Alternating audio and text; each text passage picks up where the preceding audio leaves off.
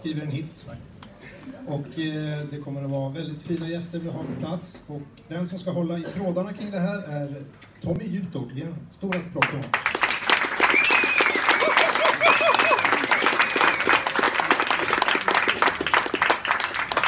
Hallå, hörs jag? Ja, det gör jag. Hej, välkomna. Kul att se så många här. Jag heter Tommy Juto som sagt. Jag har en egen blogg som heter Songs Forever. Men jag skriver också för en musiktidning som ni har säkert sett här ute, som heter Gaffa. I övrigt så är jag väl allmän musiknörd, precis som många av er. Ja, vi har ju tagit hit några stycken idag som vi ska prata med lite grann. Och hoppas att vi får veta lite hur de tänker när de skriver låtar. Vi kan ju ha lite överseende med att det blir lite gubbigt här uppe i år. Det var tyvärr det bästa vi kunde ordna. Men nästa år får vi väl ha lite mer tjejliga och kvinnoliga. Först som jag tänkte be komma upp, det är en herre som tillsammans med två andra killar som heter Björn och John har haft en ganska stor hit med Young Folks. Ni har säkert hört den, visslingslåten kallad många gånger. Han är lite här och där och han har släppt en platta i år som heter 40. Det kan han säkert förklara efteråt vad det syftar på. Varm applåd för Peter Morén.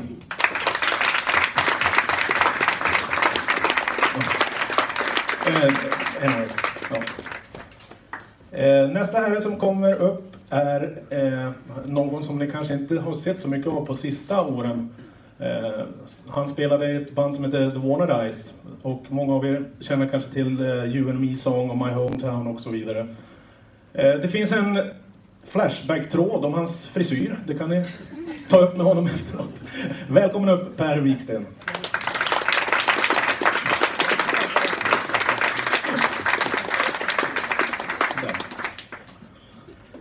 Och sist men inte minst så har vi en långväga gäst från Australien. En ikon. Han vägrar låta sig kallas för legend.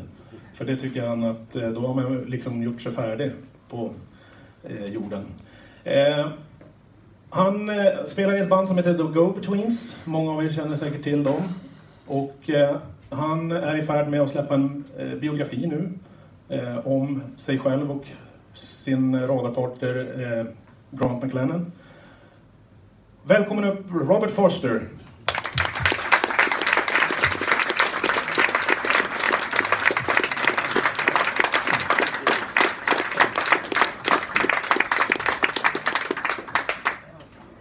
Thank you. All right, you guys comfy? Except for the mics. Yeah. All right, let's dig in. What are the cornerstones of songwriting to you? What? Peter, Bean, please. Ooh, that's a big question. Should we keep this in English, maybe? Yeah. That's what I thought. Yeah. If you want to learn Swedish. No, I think most people will get the hang of that. So, yeah. We were actually talking a bit in the car on the way here, me and Robert, about different directions you can take on different projects you're working on different albums. So it's hard to get for me anyways, a general idea of what songwriting is, because it all depends on what headspace you're in. But on the latest record we did with Peter, Björn and John, our headspace was trying to do proper pop songs, well constructed, under 4 minutes in medium tempo. So that was one dogma, you know. Then you can have a dogma of writing 10-minute crowd songs. That's another dogma. But for me, I guess lyrics and melody and structure and form. I'm quite classic in what I tend to write. Yeah. Did you get happy with the result? Yeah, the songs I'm very happy with. Yeah. Not all of the production. Okay. Well, this is about songwriting, so next year we'll do production. Yeah. Right. Per, what can you add to that?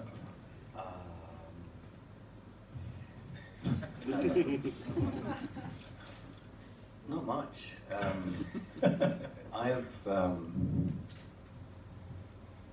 I've never really thought about what I'm doing till now-ish. and I just do stuff that excites me. So it's really hard to know what's going to pop in to my head, which kind of leads me to you know, that night at the Columbia when I was sat with Grant all night till the cab came for the trip to Stockholm. I asked him if songs came into his head, or if he worked them. And he said he worked them, and I was so surprised, because I've always been a lazy guy who just kind of, whoop, there's a song, I'm going to record it. Which means I need to ask you, how do you write songs? To me, there's two elements. There's the lyric and there's the melody. And I'm the sort of person that can write lots of lyrics all the time. I'm more of a lyrical word person, and I find melodies hard to write because I'm not a natural musician. And so I can only really play the guitar. I can't play the saxophone. I can't play the piano well. I just play guitar. So it's just waiting till I get a good melody on guitar, and then I go, okay, I'm going to write a lyric to it. And I think it's really quite simple. I think songwriting is really quite... No, it is simple. I mean, you just have a tune on piano or guitar that you like, and then you write something that means something to you. And then you write something that people start crying to. Maybe. Very easy. And then you just put them together. I know that sounds easy, but that's what I do. Yeah. Often there's the inevitable question about, is a good lyric as important as the music? Oh, definitely. I think this is something that people overlook, is that lyrics, you've got to write a lyric to fit the tune. And that sounds like really straightforward. But, like if I write an up tune, like a rocky tune, you've got to write a rocky lyric. Otherwise it doesn't work. If you write a sad song, then, a sad melody, then you've got to write a sad lyric. They go together. It sounds really simple, but it's what every great songwriter does. And like, if you think of something like the music to, say, a Beatles song like Eleanor Rigby, the lyric is exactly what that tune needed.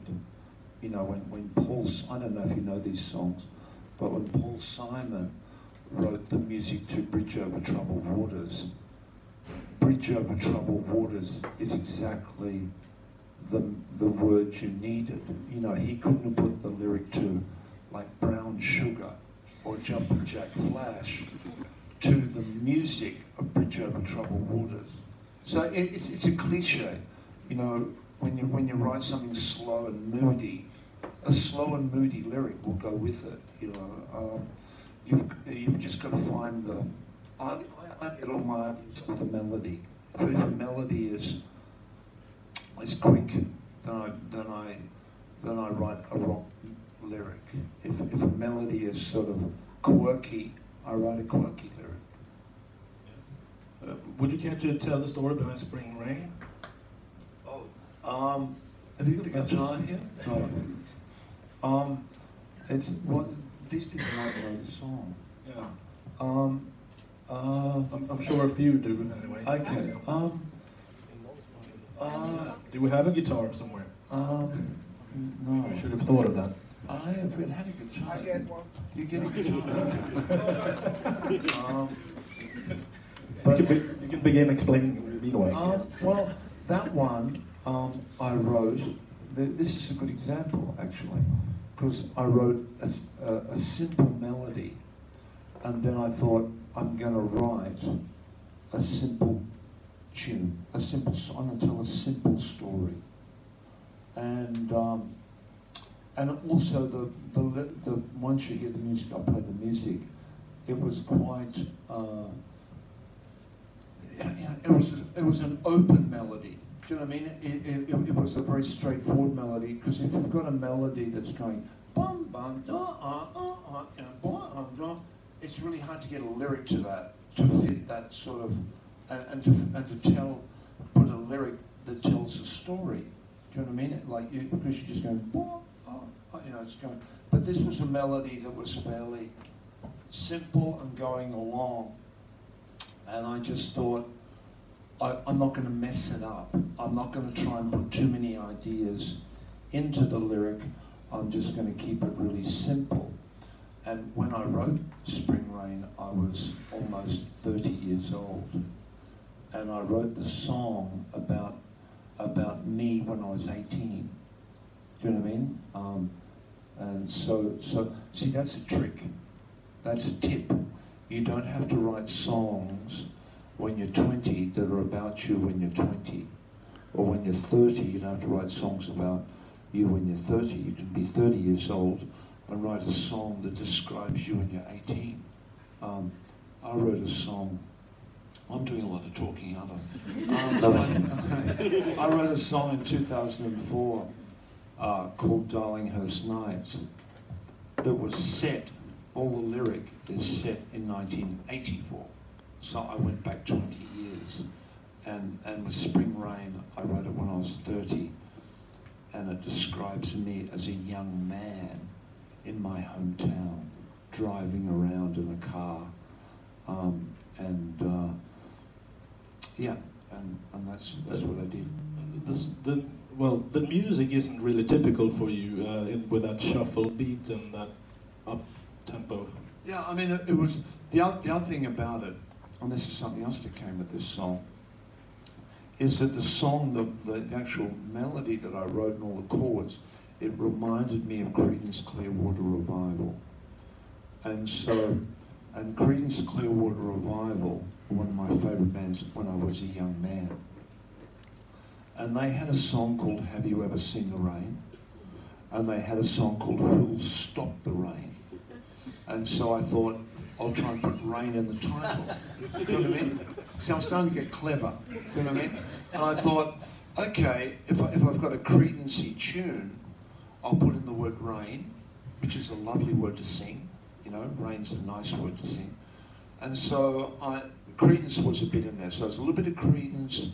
There's a little bit about me as an 18-year-old, which sort of go together. And that's what happened. I'll show you.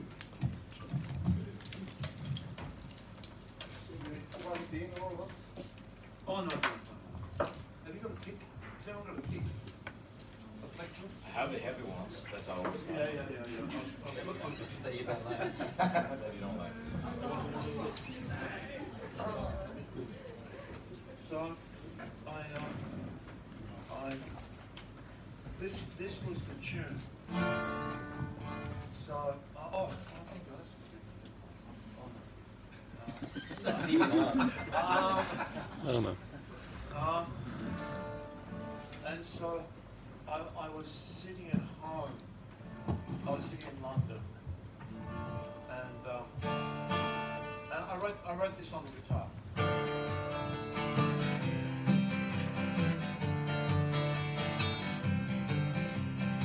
So that's the tune. And then I start to. Then you get the da da da bum bum, da da da da da da. So then I start to think about myself as an 18-year-old boy, and so when I was 18, I was living at home with my mum and dad. I didn't have a girlfriend, and I had my first car. So that's the information you need to know. Okay, living with mum and dad. Didn't have a girlfriend, but I had a car. So, and I want to keep it simple. So it's like, dressed in a white shirt, with my hair combed straight, here in my black shoes, Me without a date, me without hindsight, me without when will change come, just like spring rain, falling just like sheep, Falling just like sheep, coming down like love, coming down like love, falling at my feet, falling just like spring rain. And well,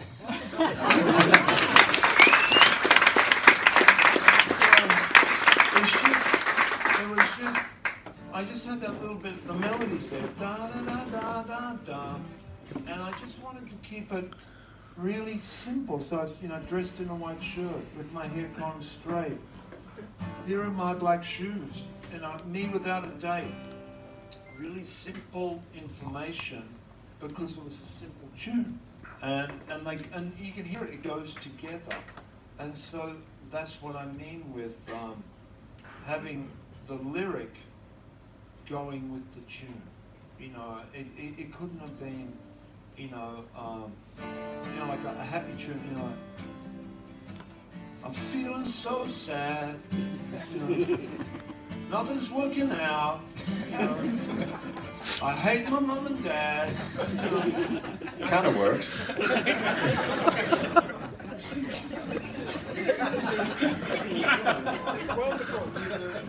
but it's got to be. The music also was quite, you know. So I just put What about that line, standing on the lawn with cousins and child brides? That's the second verse. That's like you know when you're taking. I just had these mental pictures. You know those photos that you have. You know when you're 13 or 14 and you do family photos. You know and you're all standing there like that. And I just had this image of me being 13 or 14 and being awkward and sort of in family photos when you're a teenager. You know, like when you're 5 or 6 years old, you know, it's a different when you know when you have your photo taken when you're 5 or 6 years old, you don't really know what's happening. But when you're about 15 or 16 and you're there with your mum and dad and cousins, and it just, you know, you feel awkward, you know, and so that, and then the third verse is this is a very straightforward one. Driving my first car, my elbows in the breeze, with all these people that I never meet. So it was just this idea of where I grew up in Brisbane is like very much, a lot of people drive cars. It's like Los Angeles, you know, everyone's driving cars. And so it's just the idea of being 18 and having the window down and just me driving around with my elbow in the breeze. It was just images, just little images of the family photograph, me without a date, the black shoes, driving my first car. It was just all those little things, just putting a picture of me when I was 18. And also, like the final thing was, I was 30 when I wrote that, and I was living in London in a really, you know, dark room. And so to think back to when I was 18, living in you know, sunny Queensland, sunny my hometown, and being the 18-year-old boy was a nice thing to just think about. You know, just sort of go back in time in my mind. Yeah. Young folks wasn't really looking back like that, was it? No, not really.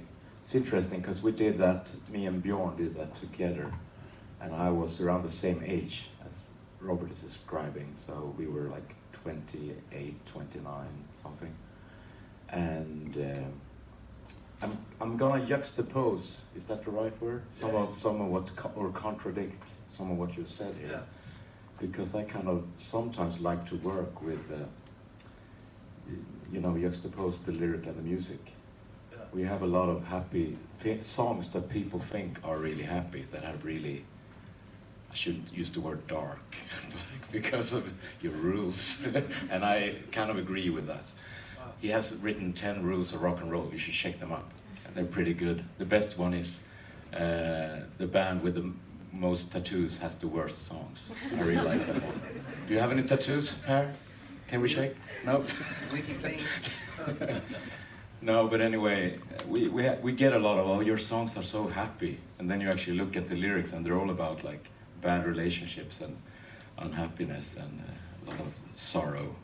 And then I've actually written some happy melodies some sad melodies with happy lyrics too. So I kind of, I'm weird. No, I agree with that can work, yeah. Like really well. And I've done that as well. Yeah. But with this particular one, that songwriting can start in any way, and there's no set ways, and that's true for a lot of the things we've done as a band and me as a person. Because this started as a jazz melody, because Bjorn was making a jazz album at that point. He's a jazz piano player from the beginning, and he had just done a jazz album called Ytling Jazz, and he had a lot of stuff lying about from that session. So we had this little jazz, really soft, like almost like a Duke Ellington, in a sentimental mood, sort of that vibe. If you ever heard that song, it's a beautiful recording with Coltrane and Duke Ellington on that. So it was just a piano piece, and then when we were starting to work on that album, Writer's Block, we were kind of talking a lot about the drums and not using cymbals and very dry drums, and we listened to James Brown and, sort of a bit more funkier stuff than we'd listened to earlier when we were more straightforward guitar pop. So that was like the basis of putting that melody to a funky beat, sort of. And then on top of that, we had to have some lyrics. So we started talking about a couple meeting that are a bit frayed or like burned from previous relationships, and they're out somewhere in a barn, they start talking to each other, and they've been through a lot of stuff and some bad experiences, and they meet this new person, and something happens, and it's a start of something good. So it's sort of a melancholy lyric, really, because it's, and that's the irony of it, because then we had a really cartoonish video of some kids in it, so we're like fooling everyone, because it's not about young folks, and he even says in the lyric that we don't care about young folks, so it's about people in the like late 20s, early 30s, meeting a new person after some bad relationships, and like, where can we go from here? So it's an open ending to the whole. So that was the nice part of writing a duet, like setting it up to do a duet. We were talking about Fairy Tale of New York and trying to have this conversation.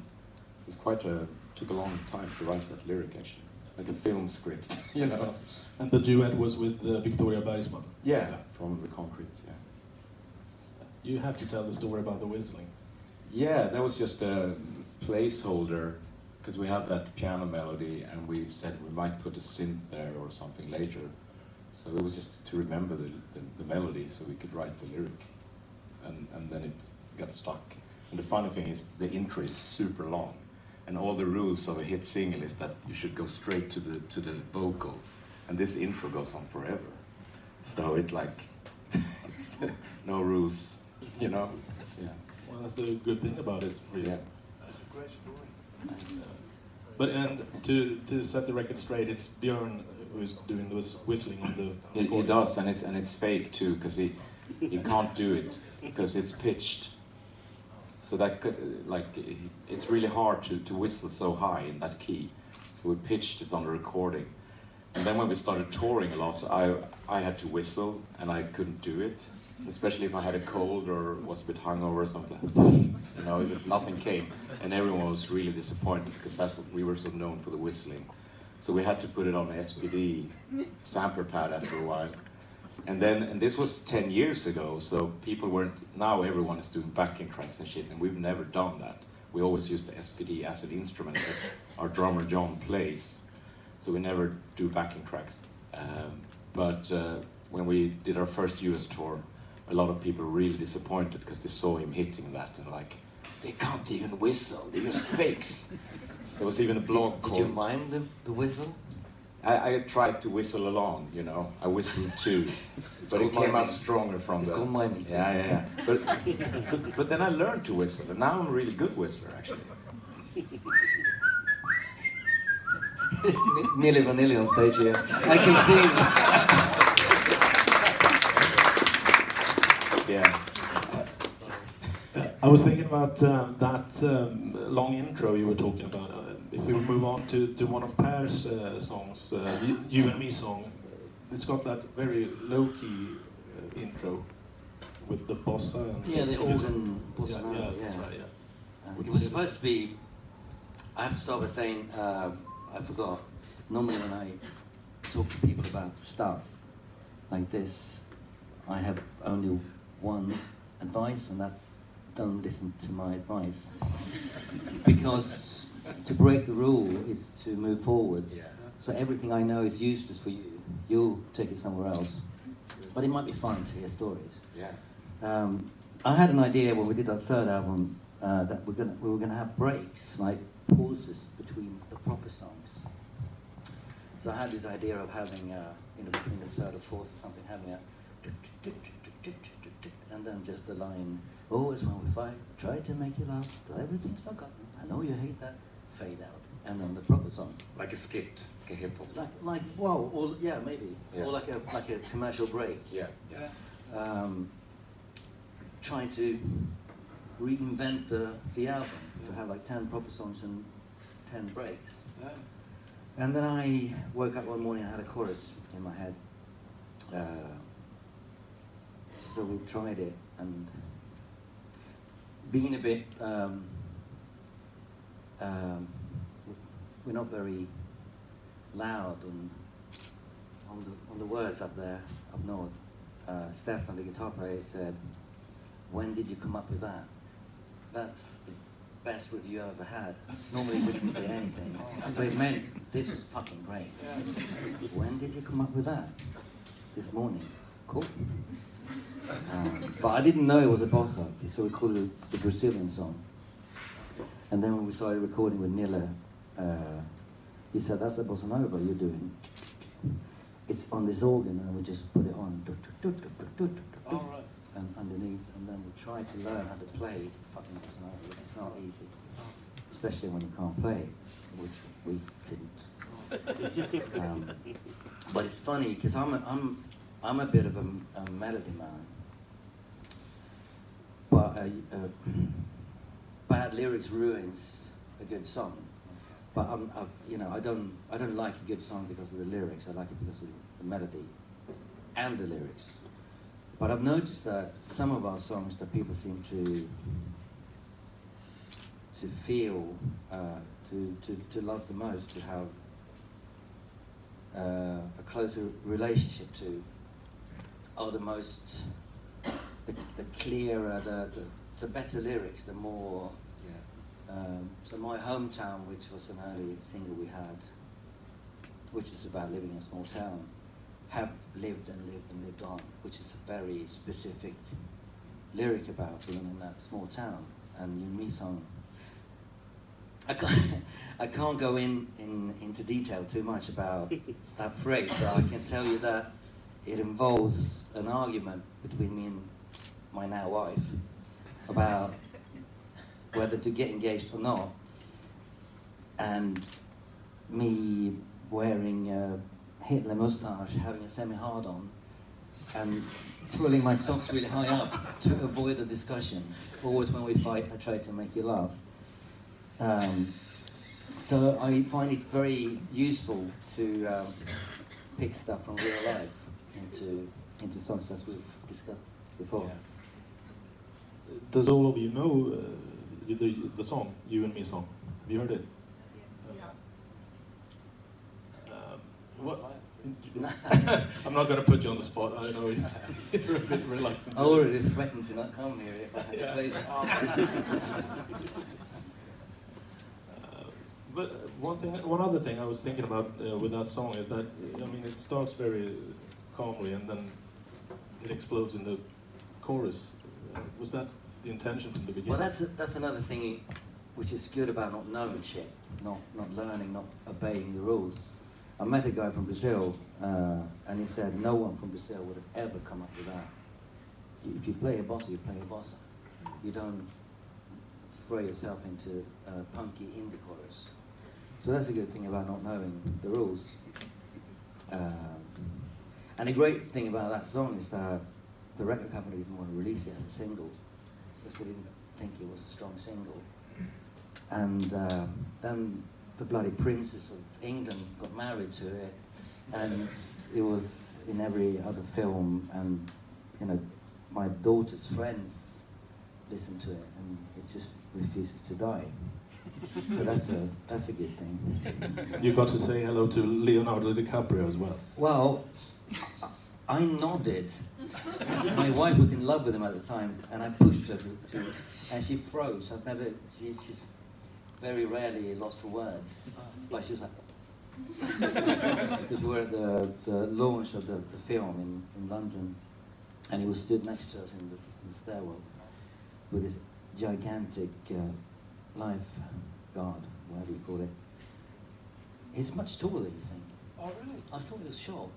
He's like your size. Oh, really? Quite a lanky guy. He might have had, heels. He might have. He would have been tall anyway. Okay. But Christina wouldn't say anything. So that's her claim to almost fame. He came to our gig in Los Angeles, though. Oh, really? She didn't speak to him then either. But then what must he think about her then if she keeps coming up to him and not saying anything? I'm sure he's used to it. He has this thing about him. He always One thing I was stuck in my mind from Sunday when we had a chat, Robert. You were saying that you, for many years, tried to stay away from using the word love in songs because it might feel a bit cliched. What made you change your mind? Love. No, I don't know. Because right from the words, right from the beginning of the go-between band I was in, we started around punk and post-punk time, and a lot of the songs I wrote then were like love songs, which were a bit unfashionable. You know, my lyrics then, like Lee Remick, you know, like it wasn't. I know it was the first go-between single was about an American actress called Lee Remick, and so it was all very. I was doing that. But I didn't want to put the word love in because there have been so many great songs with the word love in. It was me being just too intellectual, basically. You know, like thinking, you know, there's, you know, all love is a many splendid thing. You know, love is in the air. You know, love is a four-letter word. All of those. All you need is love. I just thought I'm not going to do that, but I'm still going to write love songs. And but then I came up with a phrase, "Love is a sign," and I thought that's new.